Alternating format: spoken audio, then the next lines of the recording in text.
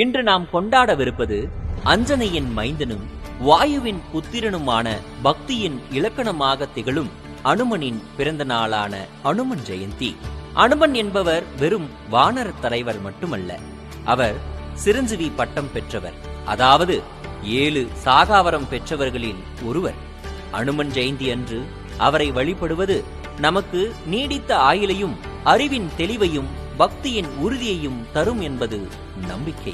அனுமன் ராமாயணத்தில் ஸ்ரீராமரின் மிக சிறந்த சேவகனாகவும் தூதுவனாகவும் வலிமையின் வடிவமாகவும் திகழ்கிறார். வீரம், விவேகம், வினயம் ஆகிய 3இன் கலவையாக விளங்கும் அனுமன் தனது சக்தியை பற்றி தானே அறியாதவர்.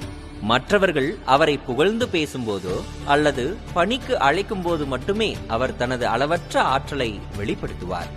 சீதையை கண்டுபிடித்ததிலிருந்து சஞ்சீவி மலையை கொண்டு வந்தது வரையிலும் இவருடைய தியாகமும் சேவையும் ராமாயணத்தின் திருப்பு முனைகளாக அமைந்தன.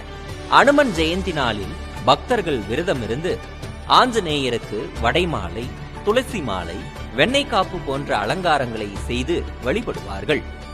அனுமனை வழிபடுவது நேரடியாக ஸ்ரீராமனை வழிபடுவதற்கு சமமாகும்.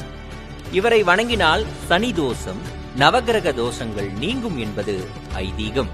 மேலும் துணிச்சலையும் மன வலிமையையும் தரும்.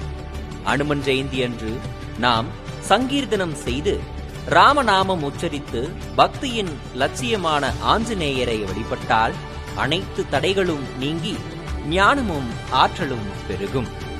வாழ்க வளமுடன்.